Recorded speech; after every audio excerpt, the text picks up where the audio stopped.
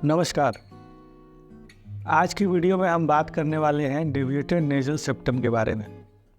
अगर हम हिंदी में समझें तो हमारी नाक का जो दो छेद है, इसके बीच की हड्डी जिसे हम सेप्टम बोलते हैं, अगर वो टेढ़ी हो जाए यानी उसमें टेढ़ापन हो तो फिर उससे क्या हो सकता है, इसे ही हम डेविएटेड नेज़ल सेप्टम बोलते हैं। सबसे पहले हम ये समझते हैं कि नेज़ल सेप्टम बनता कैसे है, यानी उसमें क्या क्या वो नेज़ल सेप्टम किन किन चीज़ों से बना है।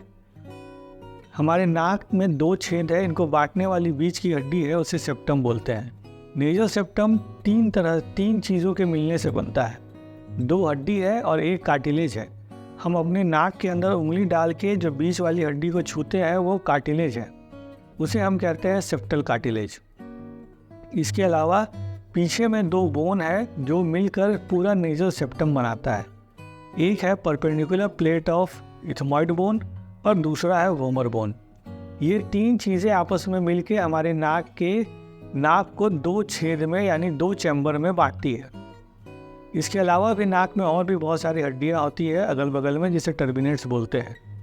नाक के अंदर बहुत सारा म्यूकोजा यानी उसके अंदर जो लाइनिंग होती है, म्यूकोजा होता है, जो कि इन टर्बिनेट्स और सेप्टम के ऊपर रहती है और उसके थ्रू ही नाक के आसपास बहुत सारे साइनस होते हैं, उनमें भी ये म्यूकोजा जाती है। हम ये भी जान लें कि नाक का आखिर हमारा काम क्या है। नाक से सिर्फ हम सांस लेना इतना ही काम नहीं है। नाक से जो हम सांस लेते हैं, नाक हमारा एक एयर कंडीशनर की तरह काम करता है। यानी जब हम नाक से सांस लेते हैं और वो सांस हमारे फेफड़े तक पहुंचती है, वो माइक्रो सेकेंड्स में, नैनो सेकेंड्स में जो सांस है वो हमारे बॉडी टेम्परेचर के बराबर हो जाता है और उसमें ह्यूमिडिटी भी एडिक्वेट यानी 90% के आसपास हो जाती है, जो कि ऑक्सीजन ट्रांसफ्यूज़न के लिए ब्लड में सही मात्रा में एयर से ऑक्सीजन जाए, इसके लिए बहुत ज़रूरी है। और यह प्रक्रिया आप यहाँ पर सांस लेने में करें या हिमालय में करें या रेगिस्तान में करें, किसी भी मौसम में करें, ये प्रक्रिया हमेशा चलती रहती है। अब हम जानते हैं कि डेविएटेड नेज़ल सेप्टम से क्या प्रॉब्लम हो सकता है। भारत देश में और उसके आसपास 80% जनता को यह बीमारी होती ही होती है, यानी 80% लोगों में डेविएटेड नेज़ल सेप्टम होता ही होता है। कुछ लोगों में इसके सिम्टम्स आते हैं, कुछ लोगों में सिम्टम्स नहीं आते। जिनमें सिम्टम्स नहीं आते उन्हें किसी भी तरह के ट्रीटमेंट की ज़रूरत नहीं है, वो आराम से रहें। लेकिन जिनमें सिम्टम्स आती है और उन्हें बार बार परेशान होना पड़ता है, तो फिर उसका ट्रीटमेंट कराना पड़ता है। डेविएटेड नेज़ल सेप्टम होने के बहुत सारे कारण हैं। जब बच्चा पेट में बन रहा होता है, उस समय कोई कॉन्जेनिटल एनोमली हो जाए और नेज़ल सेप्टम टेढ़ा हो सकता है। दूसरा कारण, मेन कारण है, जब बच्चा का जब चाइल्ड बर्थ होता है तो एक नैरो पैसेज के थ्रू चाइल्ड का हेड डिलीवर होता है। उस वक्त भी नोज़ के ऊपर प्रेशर पड़ने से नेज़ल सेप्टम डेविएट हो सकता है। या असिस्टेंट डिलीवरी यानी फोर्सेप लगाकर अगर बच्चे के हेड को खींचा गया तो उस वक्त भी नाक के ऊपर प्रेशर पड़ने से डीएनएस की हो सकती है। बड़े लोगों में या बच्चों में खेल के दौरान नाक में चोट लगना, झगड़े के दौरान नाक में चोट लगना या फिर एक्सीडेंट हो जाने से नाक में चोट लगने से डीएनएस हो सकता है। इसके सिम्टम्स क्या क्या है? इसका मेन सिम्टम है नेज़ल ब्लॉकेज, यानी नाक में ऐसा लगना कि सांस ठीक से नहीं जा रहा। ये चाहे तो दोनों नॉस्ट्रिल में हो सकता है या फिर एक नॉस्ट्रिल में भी हो सकता है। दूसरा, जो इसकी वजह से हेडेक हो सकता है। हेडेक इसलिए हो सकता है क्योंकि डेविएटेड नेज़ल सेप्टम जो डेविएट होके टर्मिनेट्स के ऊपर प्रेशर डाल सकता है और उसकी वजह से हेडेक हो सकता है।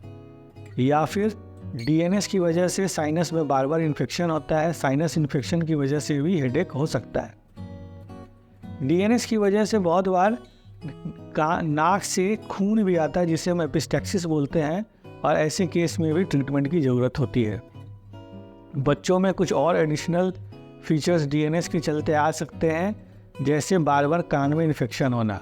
ये बार बार कान में इन्फेक्शन डीएनएस की वजह से इसलिए होता है क्योंकि डीएनएस की वजह से साइनसेस में इन्फेक्शन होती है जो बाद में कान में भी चली जाती हैं। इससे बच्चे के कान में दर्द हो सकता है, सुनाई कम हो सकता है, और अगर पर्दा फट गया यानी परफोरेशन हो गया टिम्पैनिक मेम्ब्रेन में तो उसे हील होने में भी दिक्कत हो सकता है, या वो हील ना करे ऐसा भी हो सकता है।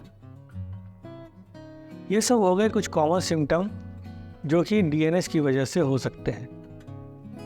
एक अलग सिम्टम और डीएनएस की वजह से हो सकता है, वो है खराटे आना, यानी ना सोने के बाद नाक से आवाज़ आना। ये डीएनएस की वजह से हो सकता है।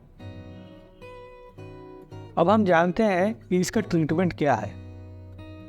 देखिए, मार्केट में जो अवेलेबल ड्रॉप्स हैं, जो नीजल डिकंजेस्टेंट ड्रॉप्स है, जाइलोमेटाजोलिन या इस तरह के ऑक्सीमेटाजोलिन, इनसे टेम्पररी फ़ायदा लोगों को होता है और लोग अपने से ही जाके दुकान से ये ले लेते हैं। तो लेने से नाक से खुल जाता, लोगों को लगता है कि उन्हें फ़ायदा हुआ, लेकिन ऐसा है नहीं। डेविएटेड नेजल सेप्टम का कोई भी मेडिकल थेरेपी नहीं है। अगर सिम्टम है सिर्फ डेविएटेड नेजल सेप्टम की वजह से, तो फिर उसमें सर्जरी ही एक उपाय है। और अपने मन से इस तरह के ड्रॉप्स को लेने से और भी दिक्कत बढ़ सकती है। एक बहुत कॉमन साइड इफ़ेक्ट है राइनाइटिस मेडिकामेंटोसा, जो नेजल डिकंजेस्टेंट के लॉन्ग टर्म यूज से होता है और फिर वो प्रॉब्लम कर सकता है। इसका ट्रीटमेंट, जो सर्जिकल ट्रीटमेंट है, वो है सेप्टोप्लास्टी।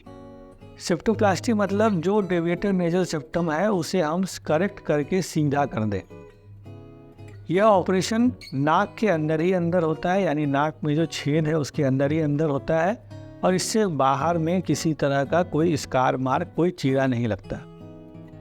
यह एक ऐसा प्रोसीजर है जो ऑपरेट करने के बाद व्यक्ति को अगले ही दिन छुट्टी भी हो जाती है, और आदमी चाहे तो 2-3 दिन में अपने सारे काम भी कर सकता है। लेकिन यह ट्रीटमेंट उसी को लेना है जिसे एक सिम्टम, बहुत सारे सिम्टम हो और वो उनसे परेशान हो। जिन्हें कोई सिम्टम नहीं है उन्हें किसी भी तरह के ट्रीटमेंट की ज़रूरत नहीं है। अब कुछ भ्रांतियाँ हैं जो इसके साथ जुड़ी हुई हैं, जो अक्सर लोग परेशान होते हैं। डेविएटेड नेजल सेप्टम का मतलब ये नहीं है कि उसमें सर्जरी की ज़रूरत हुई हो, और ये भी ज़रूरी नहीं है कि ऑपरेशन के बाद बहुत सारे प्रॉब्लम सॉल्व भी हो जाए। जैसे नाक बंद होने के और भी बहुत सारे कारण हैं, सर्दी जुकाम में भी बंद होता है। तो डीएनएस करेक्शन के बाद भी अगर किसी को सर्दी जुकाम होगा तो उसकी नाक बंद हो सकती है। और भी दूसरी बीमारी है जिसमें नाक बंद होती है। अगर किसी को सिर्फ डीएनएस की वजह से नाक बंद है तो उसे सबसे ज़्यादा फ़ायदा ऑपरेशन से होगा, क्योंकि वो ही कारण है नाक बंद होने का। दूसरी भ्रांति ये है कि बहुत बार लोग ऐसे ही नाक अपना चेक करते रहते हैं और उन्हें जब डीएनएस दिखता है तो वो परेशान हो जाते हैं कि कहीं नाक में मांस तो नहीं बढ़ गया, जिसे बहुत बार मेडिकल टर्म में हम लोग पॉलिप भी बोलते हैं। अगर ऐसा कोई कन्फ्यूज़न है तो सबसे बेहतर है कि आप डॉक्टर से मिलिए और इस कन्फ्यूज़न को दूर कर लीजिए कि पॉलिप है या नहीं है। अगर पॉलिप है तो उसका ट्रीटमेंट और इलाज, सर्जरी दूसरा है, और डीएनएस है तो उसका सर्जरी दूसरा है। ये हो गई डीएनएस के बारे में सारी बातें। उम्मीद करता हूँ आप डीएनएस के बारे में बहुत कुछ समझ पाए होंगे। धन्यवाद।